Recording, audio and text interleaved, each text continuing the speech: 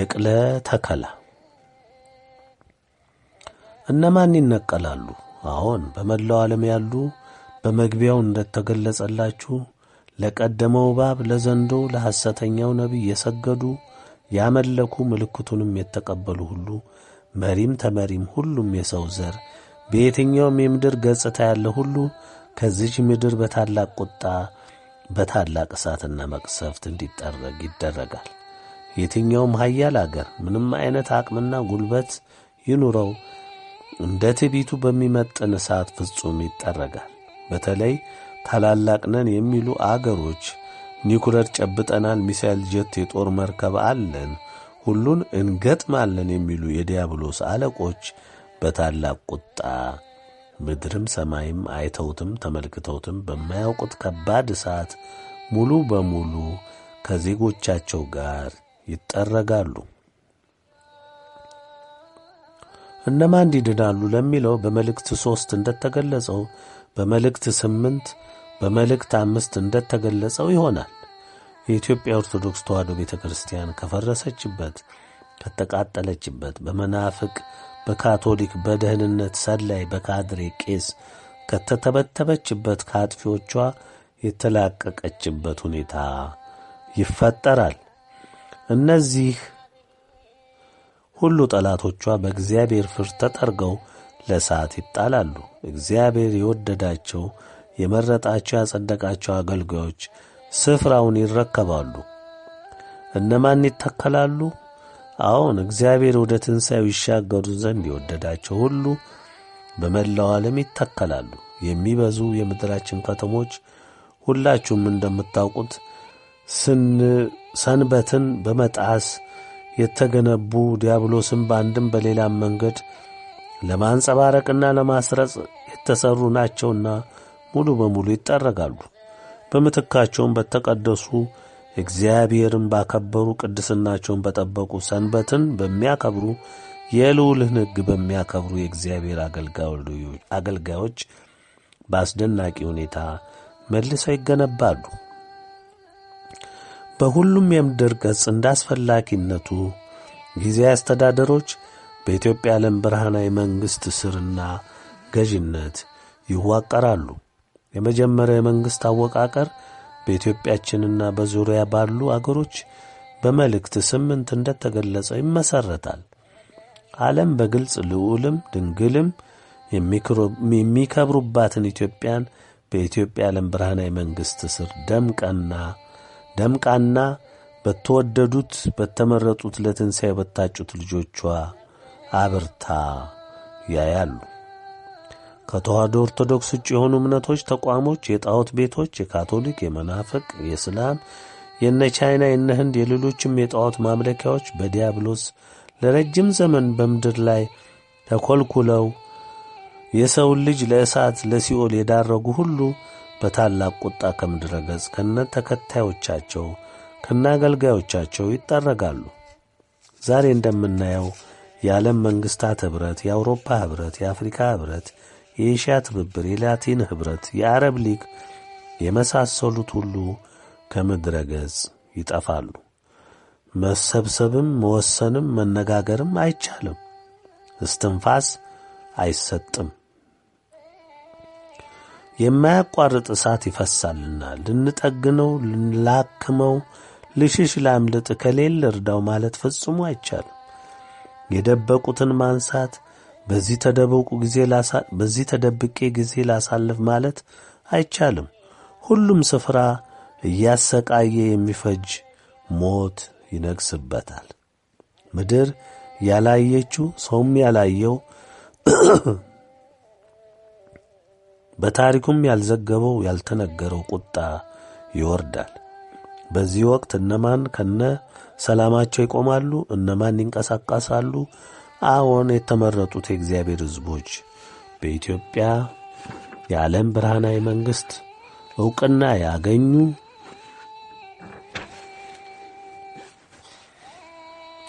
ግለሰቦች፣ አገሮች ብቻ መንቀሳቀስ ይችላሉ። እጃቸውን ለምነው ጮኸው የሰጡ እንደ ሁኔታው እየታየ ልዑል በፈቀደው መሠረት በሰላም ይኖራሉ። ከቁጣ የተረፉት መልሰው በኢትዮጵያ የዓለም ብርሃናዊ መንግሥት ስር እንደ ሕግጋተ ሥላሴ ሕግ መሠረት ይተከላሉ። ተከላም ነቀላም በጥፋቱ ውስጥ ይካሄዳል። በመላው ዓለም በየትኛውም ገጽ የኢትዮጵያ የዓለም ብርሃናዊ መንግሥት ተዋቅሮ ጸንቶ እስከሚተከል ድረስ ዓለም ባልተቋረጠ የሰዓት ጠረጋ ውስጥ ትቆያለች። ለጥፋት ሰዎች ሺዎችን ዘመናት ምድርን ያጠፉ የዲያብሎስ አገልጋዮች በሙሉ ተጠርገው ትቢያ ይሆናሉ። የኢትዮጵያ ትንሣኤ የለም ሲሉ የነበሩ እየሞቱ ኢትዮጵያ በአስፈሪነት በታላቅ ክብር ምድርንና የጥጋበኞችን ዓለም በአምላኳ እየጠራረገች እየቀበረች በታላቅ ግርማ ስትነሣ ዐይናቸው ያያል።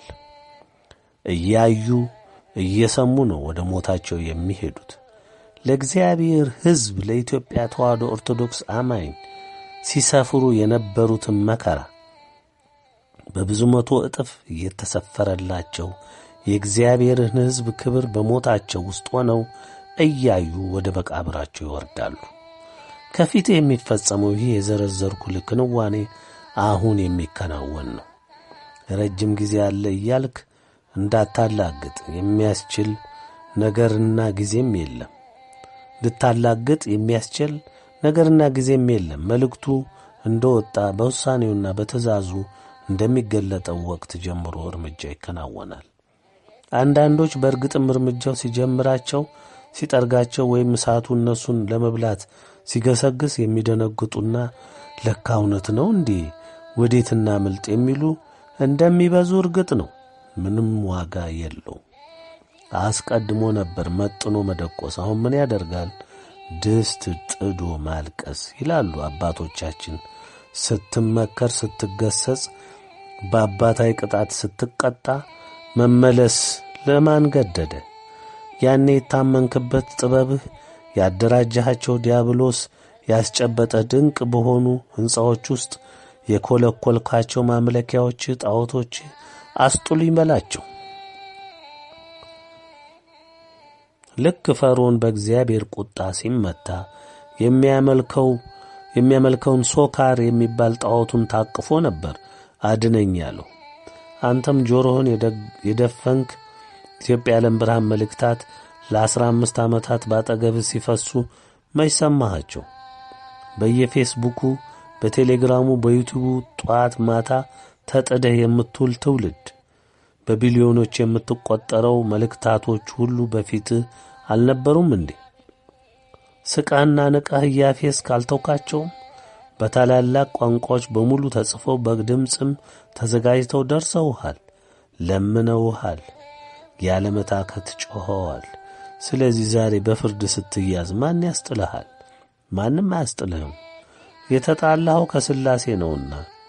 በዚህ ታላቅ ቁጣ ሱሪ ለባሽ ሴቶች የተጠላ ተግባር እየፈጸማችሁ ነውና አትዱንም፣ ትጠረጋላችሁ። እስካሁን ምድርን እየቀጡ ያሉ ቅጣቶች ሁሉ በመልእክት 3 እንደተገለጸው የመጀመሪያ ደረጃ ቅጣቶች ናቸው። አሁን ደግሞ የሁለተኛው ደረጃ እርምጃ ጅማሮ ምልክት የሆኑ በታሪክ ያልተመዘገቡ የምትሏቸው አውሎ ነፋስ፣ ጎርፍ፣ የመሬት መንሸራተት፣ የትራንስፖርት አደጋ፣ የዘር ፍጅት፣ የሃይማኖት ጦርነት፣ የድንበር ጦርነት፣ የሲቪል ጦርነት፣ የሕዝብ አለመገዛት፣ እነዚህ ሁሉ በመጀመሪያ ደረጃ ቅጣት ውስጥ የታዘዙ ነበሩ። ዛሬ ኮሮና፣ ኢቦላ እያልክ የምትጠራቸው በሽታዎች፣ በተለይም ኮሮና እያልክ የምትጠራቸው በሽታ በእኛ አጠራር መቅሰፍት ምን ያህል እንዳናወጠህ አይተሃል፣ እያየህም ነው።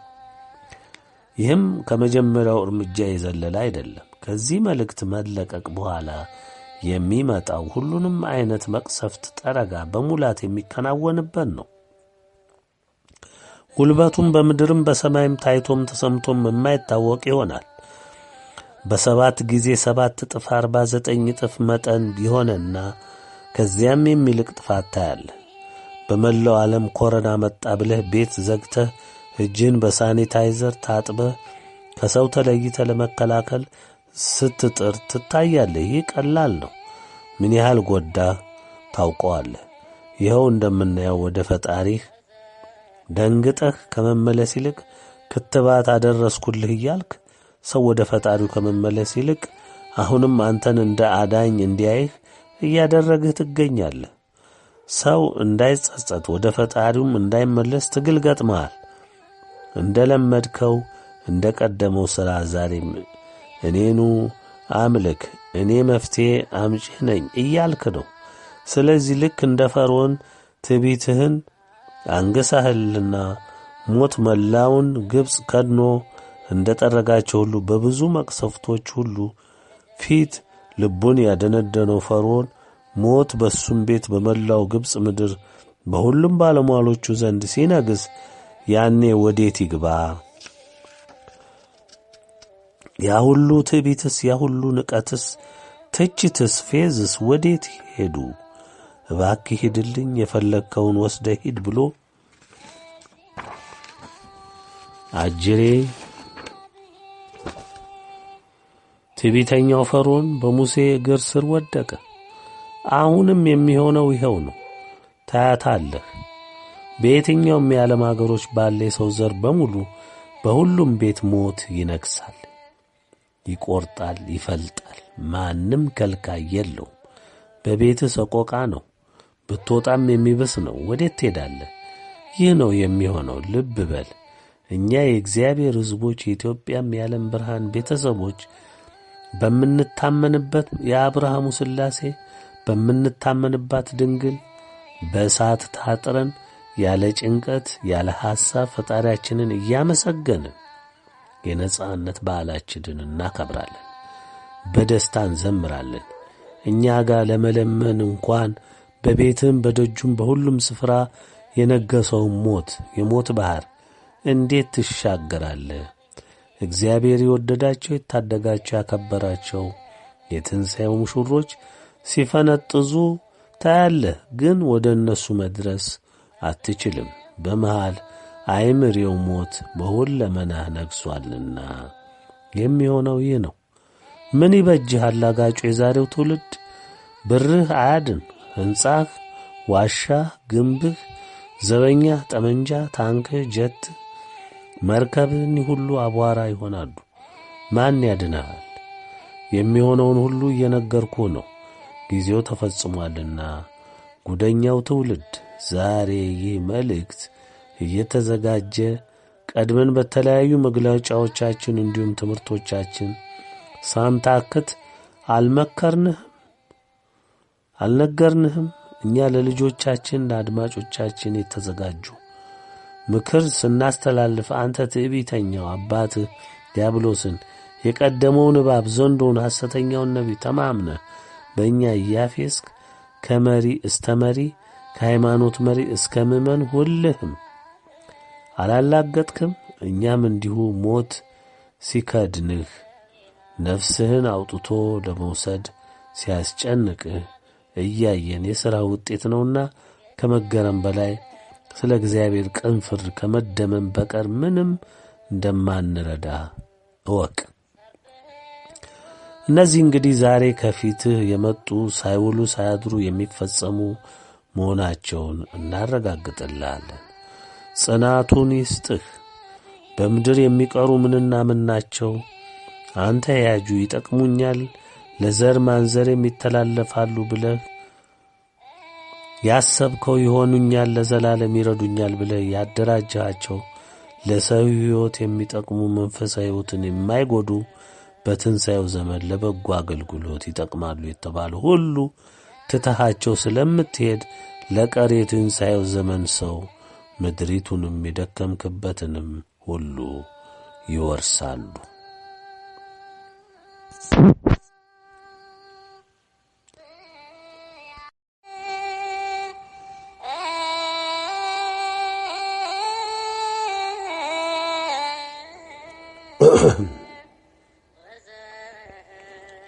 ንጉሠ ነገሥት ቴዎድሮስ ማን ነው? ስለምን ዓላማ በእግዚአብሔር ታሰበ? የት ነው ያለው? ምንስ ይፈጽማል? የት ነው የሚነግሰው? የትኛውን ግዛት ይገዛል? ይህ እውነት በማን ተገለጸ? አባቶችስ ስለዚህ ንጉሥ ምን አሉ? እንግዲህ ወገኖቼ በብዙ ሰው በብዙ ሕዝብ ዘንድ አንድም ምስጢር አንድም ደግሞ አከራካሪ አንድም ደግሞ ለክፎች አስጊ አስደንጋጭ ለቅኖችና ለዋሆች ደግሞ በእግዚአብሔር ለሚታመኑ ደግሞ የሚያጓጓ ሆኖ የሚነሳ ጉዳይ ነው። ዛሬ እኛ እግዚአብሔር እንደፈቀደ ልንገልጽላችሁ የምንወደው ከላይ እንደነገርኳችሁ ማን ነው? ንጉሠ ነገሥት ቴዎድሮስ ማን ነው? ሰው ብዙ ነው የሚለው፣ በክፉም በበጎም የሚያነሱ አሉ። ከቶውንም እንዲህ አይነት ነገር የለምም የሚሉ አሉ። ሁሉም በየፊናው የየራሱን እንደተቃኘበት አስተያየቱን ሲሰጥ ኖሯል። ዛሬ ግን እርግጡን እንነግራችኋለን። በፍካሬ ኢየሱስ፣ በመጽሐፈ ፊቅጦር፣ በድርሳነ ኡራኤል፣ በሳቤላ ትንቢት፣ በመጽሐፈ ሽኖዳ፣ በሌሎቹም ስለ ንጉሠ ነገሥት ቴዎድሮስ ተገልጿል። በእግዚአብሔር ቃል እስከ ዛሬ ብዙዎች ባላስተዋሉት እንዲሁ ተገልጿል። ዛሬ በዩቲዩብ፣ በፌስቡክ፣ በሌሎችም ማህበራዊ ገጾች በተለያየ መልኩ የሚያነሱት እጅግ በዝተዋል። በድፍረትም እንዲህ የሚባል ንጉሥ የለም ብለው የሚቃወሙ በአብዛኛው ከምንፍቅና ጋር የተጋቡ ይናገራሉ።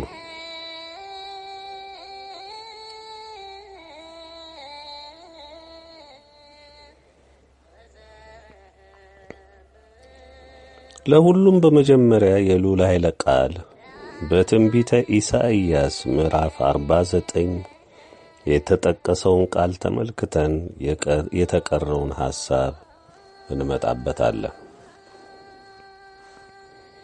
የልዑል ኃይለ ቃል እንዲህ ይላል።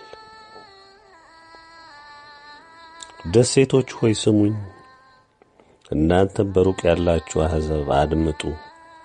እግዚአብሔር ከማኅፀን ጠርቶኛል፣ ከእናቴም ሆድ ጀምሮ ስሜን አንስቶአል።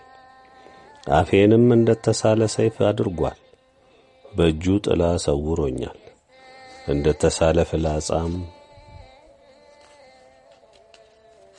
አድርጎኛል፣ በሰገባውም ውስጥ ሸሽጎኛል። እርሱም እስራኤል ሆይ አንተ ባሪያዬ ነህ፣ በአንተም እከብራለሁ አለኝ። እኔ ግን በከንቱ ደከምሁ፣ ምንም ጥቅም ለሌለውና ለከንቱ ጉልበቴን ፈጀሁ። ፍርዴ ግን በእግዚአብሔር ዘንድ ዋጋዬም በአምላኬ ዘንድ ነው አልሁ። አሁንም በእግዚአብሔር ዓይን ከብሬአለሁና አምላኬም ጉልበት ሆኖኛልና ያዕቆብን ወደ እርሱ እንድመልስ እስራኤልንም ወደ እርሱ እንድሰበስብ ባሪያ እሆነው ዘንድ ከማኅፀን ጀምሮ የሠራኝ እግዚአብሔር እንዲህ ይላል። እርሱም የያዕቆብን ነገዶች እንድታስነሣ ከእስራኤልም የዳኑትን እንድትመልስ ባሪያዬ ትሆን ዘንድ እጅግ ቀላል ነገር ነውና እስከ ምድር ዳር ድረስ መድኃኒት ትሆን ዘንድ ለአሕዛብ ብርሃን አድርጌ ሰጥቼሃለሁ ይላል። የእስራኤል ታዳጊ ቅዱስም እግዚአብሔር ሰዎች ለሚንቁት ሕዝብም ለሚጠላው ለገዦች ባሪያ እንዲህ ይላል። ስለ ታማኙ ስለ እግዚአብሔር ስለ መረጠህም ስለ እስራኤል ቅዱስ ነገሥታት አይተው ይነሳሉ፣ መሳፍንትም አይተው ይሰግዳሉ። እግዚአብሔር እንዲህ ይላል፣ በተወደደ ጊዜ ሰምቼሃለሁ፣ በመድኃኒትም ቀን ረድቼሃለሁ፣ እጠብቅህም አለሁ። ምድርንም ታቀና ዘንድ ውድማ የሆኑትንም ርስቶች ታወርስ ዘንድ የተጋዙትንም ውጡ፣ በጨለማም የተቀመጡትን ተገለጡ ትል ዘንድ ቃል ኪዳን አድርጌ ለሕዝቡ ሰጥቼሃለሁ። በመንገድም ላይ ይሰማራሉ፣ ማሰማሪያቸውንም በወና ኮረብታ ሁሉ ላይ ይሆናል። የሚራራላቸውም ይመራቸዋልና በውኃውም ምንጮች በኩል ይወስዳቸዋልና አይራቡም አይጠሙም። ትኩሳት ወይም ፀሐይ አይጐዳቸውም። ተራሮቼንም ሁሉ መንገድ አደርጋለሁ፣ ጎዳኖቼም ከፍ ከፍ ይላሉ። እነሆ እነዚህ ከሩቅ እነሆም እነዚህ ከሰሜንና ከምዕራብ እነዚህም ከሲንም አገር ይመጣሉ። እግዚአብሔር ሕዝቡን አጽናንቶአልና ለችግረኞችም ራርቶአልና። ሰማያት ሆይ ዘምሩ፣ ምድር ሆይ ደስ ይበልሽ፣ ተራሮችም ሆይ እልል በሉ። ጽዮን ግን እግዚአብሔር ትቶኛል፣ ጌታም ረስቶኛል አለች። በውኑ ሴት ከማኅፀኗ ለተወለደው ልጅ እስከማትራራ ድረስ ሕፃኗን ትረሳ ዘንድ ትችላለችን? አዎን እርሷ ትረሳ ይሆናል፣ እኔ ግን አልረሳሽም። እነሆ እኔ በእጄ መጽሐፍ ቀርጬሻለሁ፣ ቅጥሮችሽም ሁልጊዜ በፊቴ አሉ። ልጆችሽ ይፈጥናሉ፣ ያፈረሱሽና ያደሙሽ ካንቺ ዘንድ ይወጣሉ። ዓይንሽን አንስተሽ በዙሪያሽ ተመልከች፣ እነዚህ ሁሉ ተሰብስበው ወደ አንቺ ይመጣሉ። እኔ ሕያው ነኝና እነዚህን ሁሉ እንደ ጌጥ ትለብሻቸዋለሽ፣ እንደ ሙሽራም ትጐናጸፊያቸዋለሽ ይላል እግዚአብሔር። ባድማሽ ውድማሽ ወናም የሆነው ምድርሽ ከሚኖሩብሽ የተነሣ ዛሬ ጠባብ ትሆናለችና የዋጡሽም ይርቃሉና የወላድ መካን ከሆንሽ በኋላ የተወለዱልሽ ልጆችሽ በጆሮሽ ስፍራ ጠቦኛልና እቀመጥ ዘንድ ቦታ አስፊልኝ ይላሉ። አንቺም በልብሽ የወላድ መካን ሆኛለሁና እኔም ብቻዬን ተሰድጃለሁና ተቅበዝብዣለሁምና እነዚህን ማን ወለደልኝ? እነዚህንስ ማን አሳደጋቸው? እነሆ ብቻዬን ቀርቼ ነበር፣ እነዚህስ ወዴት ነበሩ ትያለሽ። ጌታ እግዚአብሔር እንዲህ ይላል፣ እነሆ እጄን ወደ አሕዛብ አነሳለሁ፣ ዓላማዬንም ወደ ወገኖች አቁማለሁ። ወንዶች ልጆችሽንም በብብታቸው ያመጧቸዋል፣ ሴቶች ልጆችሽንም በጫንቃቸው ላይ ይሸከሟቸዋል። ነገሥታትም አሳዳጊ አባቶችሽ ይሆናሉ፣ እቴጌዎቻቸውም ሞግዚቶችሽ ይሆናሉ። ግንባራቸውንም ወደ ምድር ዝቅ አድርገው ይሰግዱልሻል፣ የእግርሽንም ትቢያ ይልሳሉ። እኔም እግዚአብሔር እንደሆኑ ታውቂያለሽ። እኔን በመተማመን የሚጠባበቁ አያፍሩም። በውኑ ብዝበዛ ከኃያል እጅ ይወስዳልን? ወይስ የጨካኙ ምርኮኞች ያመልጣሉን? እግዚአብሔር ግን እንዲህ ይላል፣ በኃያላን የተማረኩ ይወሰዳሉ፣ የጨካኞችን ብዝበዛ ያመልጣል። ከአንቺ ጋር የሚጣሉትን እጣላቸዋለሁ፣ ልጆችሽንም አድናለሁ፣ አስጨናቂዎችሽንም ሥጋቸውን አስበላቸዋለሁ። እንደ ጣፋጭም ወይን ጠጅ ደማቸውን ጠጥተው ይሰክራሉ። ሥጋ ለባሹም ሁሉ እኔ እግዚአብሔር መድኃኒትሽና ታዳጊሽ የያዕቆብ ኃያል እንደሆንህ ያውቃል።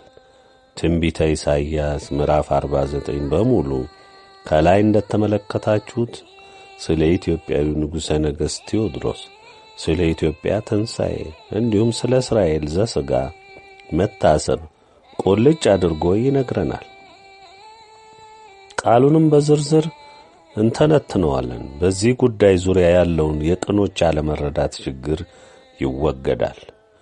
የጥፋታቸው የክህደታቸው ማምታቻ እውነትን አጥፍቶ ማወዛገቢያ ያደረጉ የቀደመው እባብ የዘንዶው የሐሰተኛው ነቢይ ደቀ መዝሙሮችና በቢሊዮኖች የተቆጠረው መላው የዓለም ሕዝብ ሁሉ በክህደትህ ታፍራለህ። ትላንት አዋልድ መጽሐፍ አልከተልም የኢትዮጵያ ትንሣኤ የለም ትል የነበርክ ነቢዩ ዳንኤል እንዳለው በመጨረሻው ዘመን ዕውቀት ይበዛል፣ ሰው በጥበብ የእግዚአብሔርን እውነት ለመመርመር ይነሳል። ዳንኤል ሆይ አንተ ግን መጽሐፉን አትም ዝጋ እንዳለው ልዑል፣ ስለዚህ እናንተ ሥልጣንም ብርሃናዊ ዓይንም የላችሁም፣ የእግዚአብሔርን እውነት ልትገልጹ የሚያስችል እምነትም ስለሌላችሁ ይኸው እኛ የሥላሴ ባሮች መርዶአችሁን እንንገራችሁ።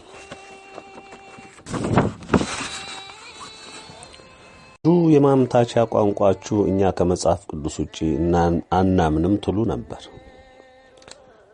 የሐሰተኛው ነቢይ ፍጡሮች ናችሁና እናምነዋለን ካላችሁት መጽሐፍ ቅዱስ ውስጥ በግልጽ በማያሻማ መንገድ የተቀመጠውን የትንቢት ቃል አስቀመጥኩላችሁ። የሌሎች የካዳችሁትን የአባቶች ትንቢት እንዳለ ሆኖ ወደ አንድምታው ገብተን እንየው። ደሴቶች ሆይ ስሙኝ፣ እናንተም በሩቅ ያላችሁ አሕዛብ አድምጡ ይላል ቃሉ። ደሴቶች ማለት አገሮች፣ መንግስታት እንደማለት ነው። በምድር ሁሉ ተበትነህ ያለህ መላው የአዳም ዘር ይመለከትሃልና ስማ ነው የምልህ ልዑል እግዚአብሔር። እግዚአብሔር ከማኅፀን ጠርቶኛል፣ ከእናቴም ሞት ጀምሮ ስሜን አንስቷል፣ አፌንም እንደተሳለ ሰይፍ አድርጓል ይላል ኃይለ ቃሉ። አንድምታው እግዚአብሔር እያንዳንዱን ፍጥረት ለክብሩ ለወደደው ምግባርና የሕይወት ምልልስ ፈጥሮ እንደ ዕጣ ፈንታው በየስፍራው አድርጎታል። ሰውንም ቢያልቀውም እሱ እንዲህ እንደተወሰነለት የልዑል ዕጣ ፈንታ በምድር እንዲመላለስ አድርጎታል። እኛም ስንፈጠር ለፈቃዱ እንድንገዛ በምድሪቱም እንድንኖር ሲፈቅድልን በወደድነው እንድንሄድ ጨለማና ብርሃን ክፉንና ደጉን በፊታችን አስቀምጦልናል። መርጠን ወደ ወደድነው እጃችንን እንድንሰድ ፈቃዱ ሆኗል። እንዲህም ሲሆን በጎ ስንመርጥ ወደ በጎ የሚመራን መልካሙን መልአክ ያዝልናል። መልካሙን ይመርጠናልና እግዚአብሔር በወደደው መንገድ እንድንማር ያደርጋል። እግዚአብሔርን ምርጫው አድርጎ የሚመላለስ ሰው የሚማረው በእግዚአብሔር ነው። እግዚአብሔር ላሰበው ለፈቀደው ዓላማ ከሰዎች መሃል ለይቶ ለአገልግሎቱ ሰውን ይመርጣል። ንጉሥ ዳዊት እግዚአብሔር መርጦት ላሰበው ዓላማ እንዲሆን ካደረገ በኋላ የእግዚአብሔር ፈቃድና ሐሳብ ምን እንደሆነ የተረዳው ንጉሥ ዳዊት ይህንን አለ። ገና በእናቴ ማፀን ሳለሁ አጥንትና ደም ሆኜ ሳልዋደድ በአንተ ዘንድ ታወቅሁ አለ። እግዚአብሔር ከማፀን የጠራው የለየው ላሰበው ዓላማ ነው። በመሆኑም የእግዚአብሔር ምርጫ ገና ሳይፈጠር ነው ያሰበው። ሁሉም ነቢያቶች፣ ሐዋርያት ገና በእናታቸው ማፀን ሳይዋደዱ በፊት ላቀደው ተግባር አስቀድሞ ተመርጠዋል። የመረጣቸውን እንደተሳለ ሰይፍ አድርጓቸዋል። በተናገሩት ሁሉ ዓለምን አንቀጥቅጠዋል። ምክንያቱም በእነሱ ዕቃነት በእነሱ አንደበት ሥራውን የሚሠራው እግዚአብሔር መንፈስ ቅዱስ ነውና። በእጁ ጥላ ሰውሮኛል፣ እንደ ተሳለ ፍላጻም አድርጎኛል፣ በሰገባውም ውስጥ ሸሽጎኛል ይላል ኃይለ ቃሉ። ዛሬ እግዚአብሔርን የፍርድ ቃል ተግሣጹን በኢትዮጵያ ዓለም ብርሃን መልእክታት አማካኝነት እየሰማችሁ ነው። ነገር ግን በአካል እኔን የልዑል ባሪያ አላያችሁም። ለምን? ሰዓቱ እስኪሞላ ድረስ ሸሽጎኛልና ከ15 ዓመታት በላይ እንደ ሸሸገኝ ነውና። በዚህ የእግዚአብሔርን አሰራር ልታውቁ ይገባል። እርሱም እስራኤል ሆይ አንተ ባሪያዬ ነህ፣ በአንተም እከብራለሁ አለኝ። እኔ ግን በከንቱ ደከምሁ፣ ምንም ጥቅም ለሌለውና ለከንቱ ጉልበቴም ፈጀሁ። ፍርዴ ግን በእግዚአብሔር ዘንድ ዋጋዬም በአምላኬ ዘንድ ነው አልሁ። እንግዳ ላይ ለቃሉ እግዚአብሔር ለመረጠው በግልጽ ይናገራል። አንተ ባሪያዬ ነህ ይላል። በዚህ በመረጠው ዕቃ ስለሚገለገልበት በጎ ፈቃዱ ሁሉ በዚህ በመረጠው ሰው ላይ አድሮ ስለሚከናወን ልዑል ይከብርበታል። ወገኖች ይህን ቃል ስገልጸው በእውነት ያስገርመኛል። በልቤ የነበረውን በሐሳቤም ሳመላልሰው የነበረውን ቃል ቢኖር ይህ ቃል ነው። በከንቱ ደከምሁ፣ ምንም ጥቅም ለሌለውና ለከንቱ ጉልበቴም ፈጀው። ፍርዴ ግን በእግዚአብሔር ዘንድ ዋጋዬም በአምላኬ ዘንድ ነው አልሁ። ይህን እውነት ስገልጸው እኔው ቃሉን ያሰፈርኩት ያህል ይሰማኝ ነበር። በዚህ መልእክት ውስጥ ስለ ራሴ የሕይወት ምልልስና የመከራ አይነት መግለጽ ስለማልፈልግ የፈለገ ልዑልን ይጠይቅ፣ ካልቸኮላችሁ ሁሉም ስለሚገለጽ ወደ ብርሃን የማይወጣ ስለሌለ ትሰሙታላችሁ። በግሌ ግን የመጣሁበትን ጎዳና ማሰብ አልፈልግም። እሱን ሳስብ መቋቋም የሚያቅተኝ እውቅታ ውስጥ ስለምገባ ብዘለው መልካም ነው። ወገኖቼ እንዳትቀየሙ። አሁንም ዋጋዬም ፍርዴም በእግዚአብሔር እጅ ነው። ሁላችሁም እንደምትረዱት በመላው ዓለም ነግሶ ዓለምን እንዳሻው በሚነዳው የቀደመው እባብ ዘንዶ ሐሰተኛው ነቢይ ጋር የተደረገው ውጊያ እጅግ ብዙ ነው። ከልጅነቴ ጀምሮም ነበር። ብዙም ነፍስን ሳላውቅ እኔን ለማጥፋት ዲያብሎስ ያላደረገው ጥረት አልነበረም። ፈቅጄ መከራን አልጠጣሁም።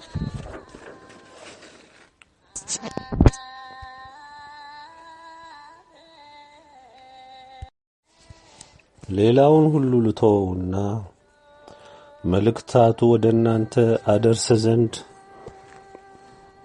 ከታዘዝኩበት ጀምሮ በእያንዳንዱ መልእክት መውጣት ወቅት እንዲህ ወደ እናንተ የሚደርስ አልነበረም።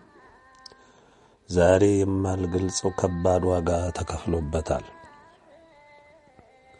ዲያብሎስ የማጥቂያ ስልቱ እጅግ ብዙ ነው። በእግዚአብሔር ኃይል ብናልፈውም ሳንጎዳበት ቀርተን አይደለም። እንደ ግሌም እንደ ቤተሰብም ውድ ዋጋ ከፍዬበታለሁ። ዕድሜን ሰፍሬበታለሁ።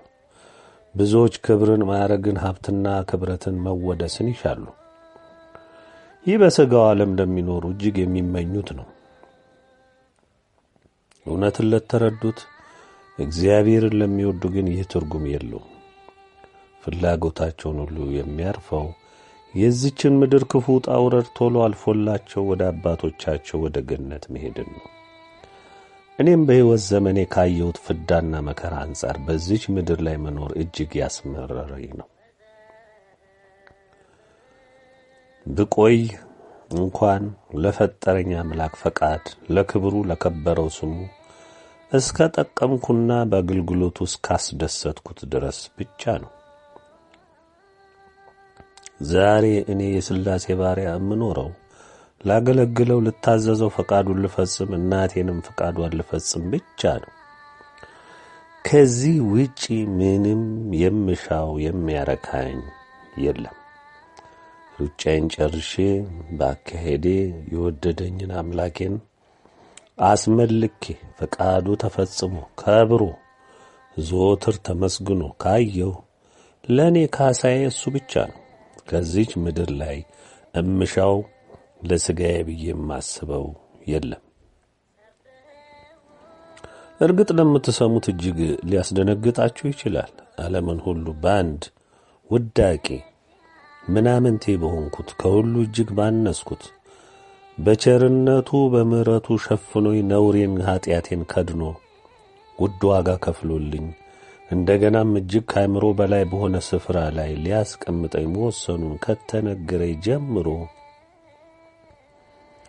ለረጅም ዓመታት ይህ ከእኔ እንዲያልፍ እኔም ለዚህ እንደማልመጥን በመግለጽ ከፈጣሪ ከመድኃኔ ዓለም ጋር በብርቱ ተከራክሬአለሁ። ይህን ስነግራችሁ በእውነቱ ነው እምላችሁ፣ አምርሬ ከልቤ በዚህ ጉዳይ ለረጅም ዘመን ተከራክሬአለሁ።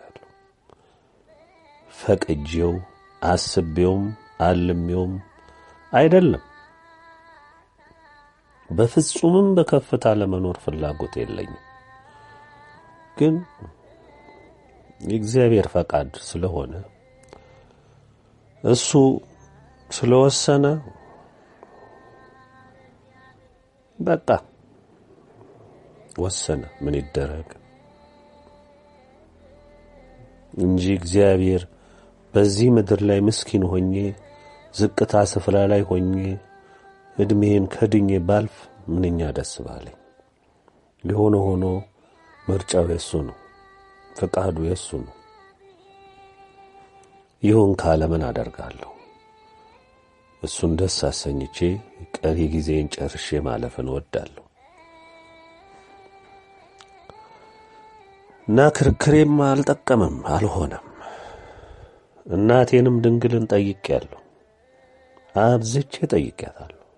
በእሷም ዘንድ አልሆነም። ይሁንና ሁሉንም ጊዜ ስለሚገልጠው ብዙ ባልል መልካም ነው። ወደ ቀጣዩ ቃል እንሂድ። አሁንም በእግዚአብሔር ዓይን ከብሬአለሁና አምላኬም ጉልበት ሆኖኛልና ያዕቆብን ወደ እርሱ እንድመልስ እስራኤልም ወደ እርሱ እንድሰበስብ ባሪያ እሆነው ዘንድ ከማኅፀን ጀምሮ የሠራኝ እግዚአብሔር እንዲህ ይላል። ያ እርሱም የያዕቆብን ነገዶች እንድታስነሣ ከእስራኤልም የዳኑትን እንድትመልስ ባሪያዬ ትሆን ዘንድ እጅግ ቀላል ነገር ነውና እስከ ምድር ዳር ድረስ መድኃኒት ትሆን ዘንድ ለአሕዛብ ብርሃን አድርጌ ሰጥቼሃለሁ ይላል የእስራኤል ታዳጊ ቅዱሱም እግዚአብሔር ኃይለ ቃሉ። እንደምትመለከቱት የልዑል ቃል ዛሬ ንጉሠ ነገሥት ቴዎድሮስ ማን ነው እያላችሁ ለምትታወቁ፣ እንዲሁም የለም ሐሰት ነው ለምትሉ እውነቱ ይህ ነው። እርሱም ለምን እንደተጠራ፣ ማን እንደጠራው፣ ማን እንደሾመው እወቁ። ለእሱ የከበደው እንደ ገደል የታየው ለእግዚአብሔር እጅግ ቀላል እንደሆነ ጌታችን መድኃኔዓለም ሲያበረታው ያው እየሰማችሁት ነው። አይ የለም ለምትሉ አትጨነቁ፣ ሰዓቱ ቅርብ ነው። አለመኖሩም በተግባር ራሱ ጊዜውም የጉዳዩ ባለቤትም ሲገለጥ ታዩታላችሁ። እድሉ ካላችሁ ወይም የምትጠፉም ከሆነ እየጠፋችሁ ታዩታላችሁ። ቃሉ ይቀጥላል። ለገዢዎች ባሪያ እንዲህ ይላል፣ ስለ ታማኙ ስለ እስራኤል ቅዱስ ነገሥታት አይተው ይነሳሉ፣ መሳፍንትም አይተው ይሰግዳሉ። መላው ዓለም ለገዢዎች ባሪያ ይሆን ሁሉ ስለ እግዚአብሔር ቅን ፍርድ